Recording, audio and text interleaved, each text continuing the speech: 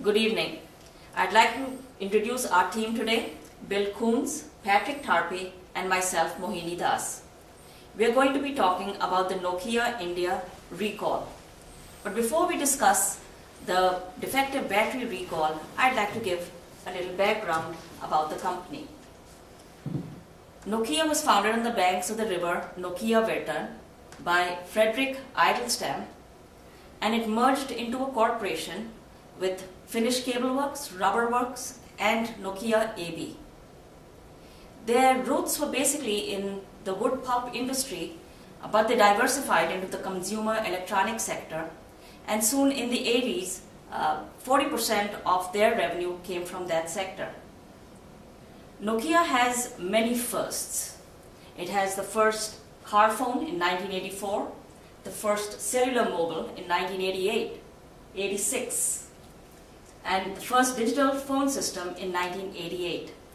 Even the first GSM local call was made from Finland in 1991. With the acquisition of Ericsson Data Division, Nokia became the world's largest IT group. It had employees in 120 countries, and it has research and development in Australia, Japan, China. It has manufacturing plants in Masoom, Korea, China, and India. It offers a wide variety of services in music, navigation, television, video, and games, so that it has truly become a global giant. It entered the market in India in 1995, and because of the government's liberal policy, it was able to open a manufacturing plant in Chennai in year 2006. It established a very effective and efficient networking system by creating customer care centers and Nokia priority developed centers. These were responsible for local and regional areas, and this was running very smoothly. The phone industry is a little different in India than here in the US. Here in the US, we are locked in with one service provider. But that's not how it is in India. There, each manufacturer is responsible for marketing his own device, even though there are many alliances. With the sales and marketing running so smoothly, logistics was a totally different story. The challenge that faced Nokia was India's diversity. It is not only diverse in topography, but all 25 states have different languages, different customs, and different taxation rules. When Nokia's quality is sophisticated and extremely refined. On a regular quality routine check, they found that some batteries manufactured at Masuchita, the battery number BL5C, was swelling while charging. And they were able to pinpoint the batch and the lot number, and an immediate recall was set in motion to the countries that would be affected. But getting replacements so fast is a problem. Chennai did have some batteries already going out to its regular customers, which they diverted to Delhi. But it was India's Independence Day, and there were a lot of checkpoints and security was very high, and the batteries did not reach Delhi in time. While Nokia was working behind the scenes and trying to resolve this issue, the media got wind of it, and the likely to swell became likely to explode, creating fear and panic amongst the Indian Nokia users. A global team was set up that was in constant contact with Finland, and websites were created where the customer could go and find out if the battery was defective or not. There were advertisements on TVs, on radios, informing the customer and directing it towards where it could get the battery exchanged or how it could get returned. It could work both ways, by in person or by mail. Now, getting it to them by mail was a problem because India is basically a word-to-mouth society, and having detailed information was not the norm. And so there was incorrect information, incorrect addresses, and people were not home to accept the deliveries. This caused major interference in the delivery schedule. After 4 months of going back and forth through this crisis, normalcy returned to Nokia operations. But India management did realize that they needed a protocol, a standardized protocol for recall, otherwise future times it would be just as bad. But all this required in-depth analysis. And for that, I hand it over to Bill. Thank you, Mohini. So before I start this analysis, a few things that we realized. The real strengths of Nokia was their flexibility. While the issues that Nokia had really stemmed from what Mohini was talking about and not having a formalized process. So please keep that in mind as we go through this. And we'll start off with what Nokia did well. Once again, they were flexible and adaptable. They were able to use resources that they currently had, and also other resources that partners and other sister companies were able to give them. One of those partnerships was with DHL. Essentially, what Nokia India allowed DHL to do was run the actual courier services and a little bit of the logistics, including the repackaging of the batteries when they're being couriered. DHL was also given the ability to sign third-party contracts for Nokia to deliver these batteries, because DHL themselves could not handle all the courier services. So this really allowed Nokia India some free time that could be spent elsewhere during the recall. While Nokia India was flexible and adaptable while using their outside resources, they were also very good at using the resources that they already had, such as their customer care centers and their Nokia priority dealers.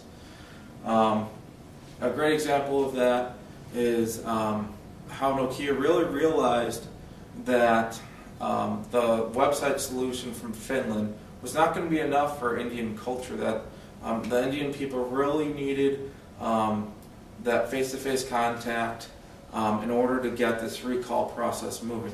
So Nokia ended up having a dedicated staff member at each of the customer care centers and Nokia priority dealers to handle all these recall services that are needed, and actually was there to talk and communicate with the customer.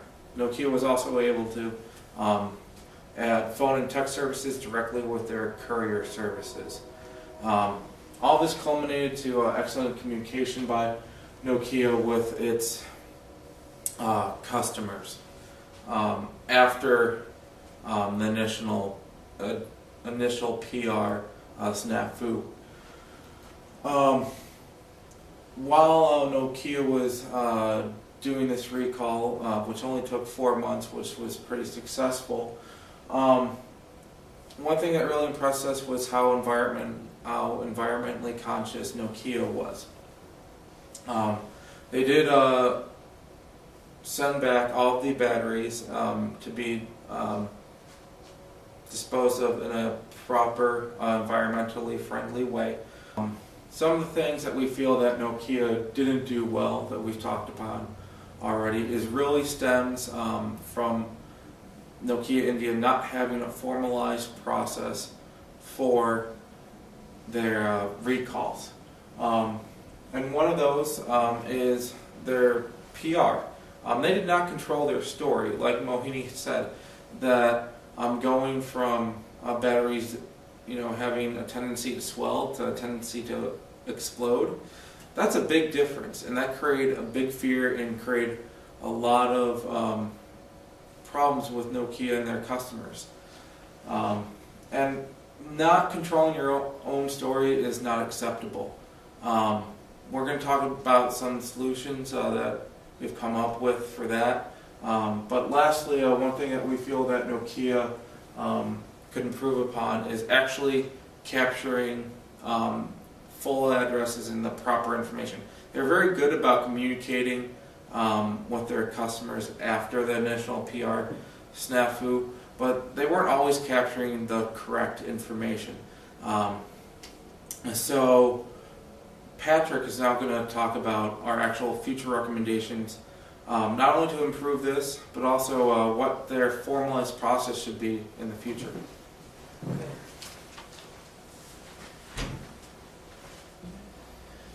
All right, I'm going to talk about some of the future recommendations. It's very important that Nokia have a formalized process. For the start of the formalized process, they're going to have to designate an officer in the region in India to coordinate the entire operation. He's also going to be the spokesperson for the media in case anything arises and there's any issues that he has to answer to. He will have authority over all the departments and locations, and also make any decisions that are not documented in the formalized process itself. Part of the action plan, if there is a recall, would be setting up distribution for the replacements, and initially DHL will be contacted, and they'll be on hand to help out with the increase in logistics until Nokia is able to take over and handle it on their own. They'll be partners until the ramp up is over. So training for all employees will be handled on a quarterly basis unless there is a recall, and in that case the store managers will have to be training their employees or going through a recap within 24 hours of notice of the recall. Also, designated warehouse space will have to be available for receiving and repacking, and until all the parts are sent back to the supplier. Communication to the customers is very important for a recall, and Nokia is responsible to get a news release out to the media immediately. It's very important that the media does not get a hold of this before Nokia releases something, because then it can get completely blown out of proportion and it can turn into something else. Some of the outlets that they would release to are TV, print, website. There'll also be information available in stores and probably through any kind of social media networks. Before any of this goes out to the media, an 800 number will have to be available, and they'll have to be properly staffed to handle the influx of calls initially. We don't want to have the customers frustrated trying to call and call again and give up and be stuck with a malfunctioning device. In-store coordinators will be available at the stores to handle all the returns and on hand. They'll be able to handle all the returns and also coordinate the new batteries going back to the customers. Communication with the supplier is very important. They're going to have to be notified that they have a defective product, and they will be issued a car immediately, and that's a corrective action. This corrective action will have to include the document damages, and it will also have to be immediately sent back to Nokia with a response regarding how fast they're going to be able to turn around new products, new batteries. Documentation is very important, and centralized data will allow Nokia to evaluate the entire situation. Progress reports will be made available when all the data is put together, and standardized forms will also be able to solve the logistics issues, because the lack of the information initially will be taken care of with the standardized forms. All the information needed will be included when those forms are filled out. At the end of this process, at the evaluation of the recall, Nokia is going to be able to identify the problems, and also after every recall there will be an evaluation of it, and it will foster a culture of continuous improvement for the next one.